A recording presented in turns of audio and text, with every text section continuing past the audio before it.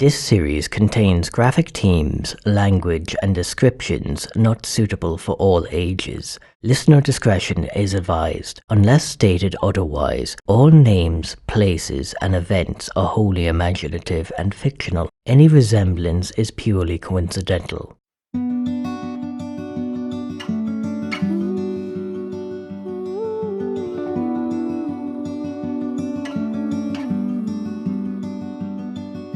The Trees Swallow People by Conor Matthews.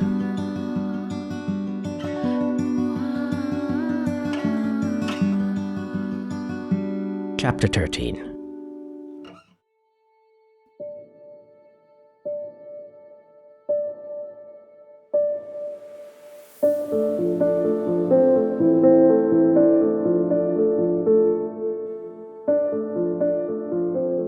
I don't know if I believe in anything after death. I think there's something, like a god or something, but not in the God sense. I can imagine people going to heaven, but never myself. I don't think I don't deserve it.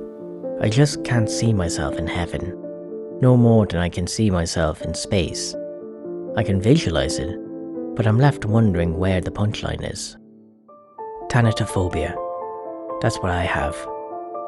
I'm not going to hell, and that scares me. I know it must seem strange. There are trees driving people mad, killing them, driving them to suicide. Yet I can't bring myself to believe in an afterlife? Yes. Fate, even in nothing, isn't rational. The reason why I find myself introspective on the matter is because of a visit I received from a new face in the village. There was a knock at the door. I have no idea why everyone knocks. I do have a doorbell.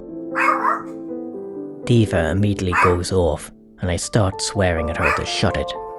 I was half expecting to find Shepherd, but instead I was surprised by a woman, a little younger than myself, standing there, in a nice business suit, holding the handles of a black satchel. "Hello, I'm looking for a Mr. She goes to check a note she pulls out of a pocket. I interrupt her, saying I'm who she's looking for. I had no way of knowing that for certain, but no one was going to just happen to knock on my door accidentally. The woman tucked the card back into her pocket and presented her hand for a handshake. "Good morning. I'm Natasha Grosset. I'm a communications officer with Intellects Processing.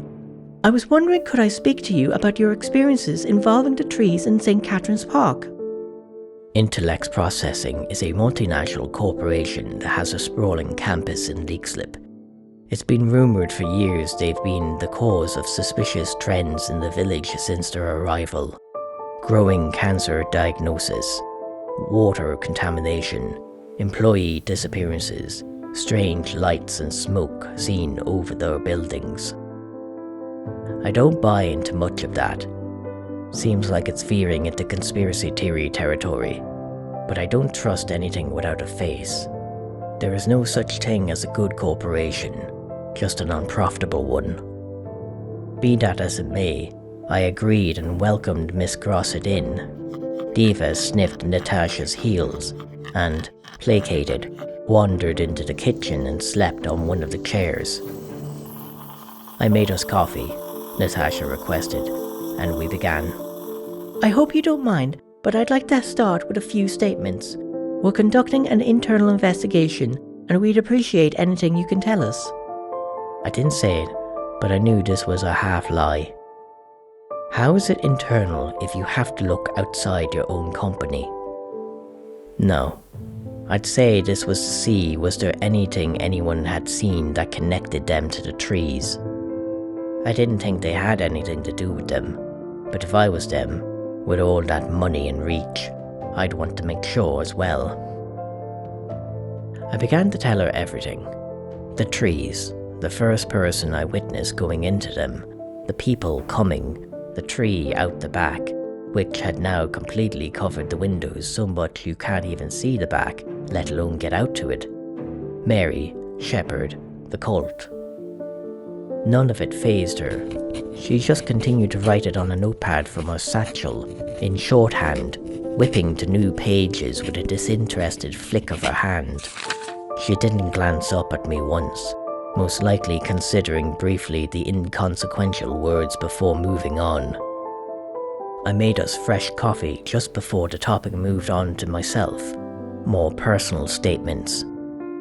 Do I believe in love? How long have I known about my sexuality? What's my answer to the trolley problem? And, to bring it back to the start, do I believe in an afterlife? That was the one I didn't answer.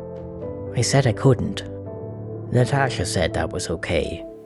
From her sigh, her tired smile, and the way her hand lay flat on top of the closed notepad, I got the impression I had given her nothing to further investigate.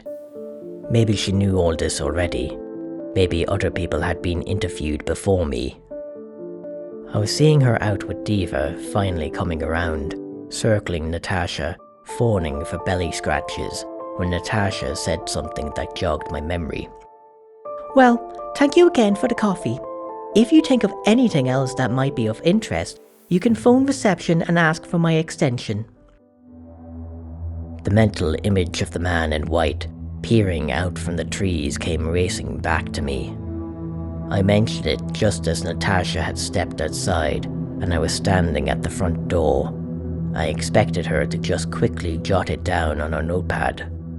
What happened instead was Natasha's polite smile dropped, fading as quickly as the colour from her face and the pupils from her eyes. I thought you said it was a woman you saw going first. I clarified what I meant. The man was in the paddock, looking out.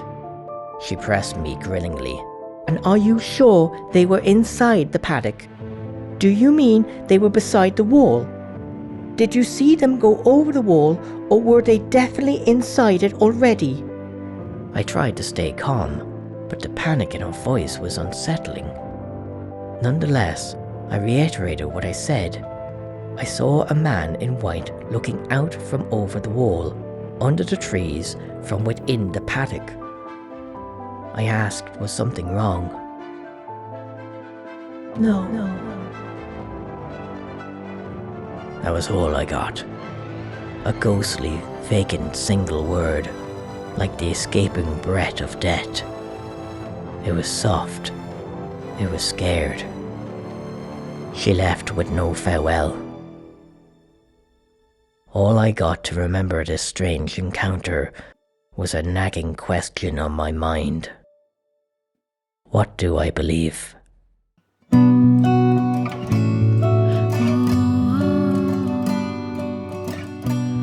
The Trees Swallow People was made possible with a generous bursary grant by Kildare County Council and studio time at Platform 4 Studios in Leixlip, County Kildare, Ireland.